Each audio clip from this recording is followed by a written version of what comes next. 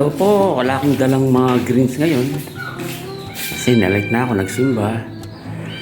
So, sinubukan ko itong pinerment. 4 days lang pero gustong gusto nila. Pero ang ganda no.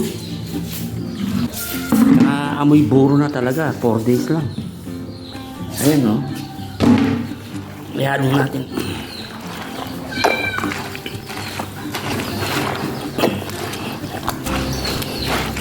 Maganda ang pagkaburo ngayon.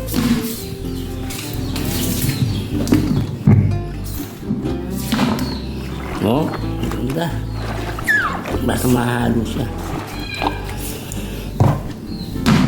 Matagal-tagal na rin naman kakainin ito. Ayan, nabantad na. Dapat araw-araw inahalo natin. So, tignan po natin sila. Gusto nila yung mga fermented na gulay.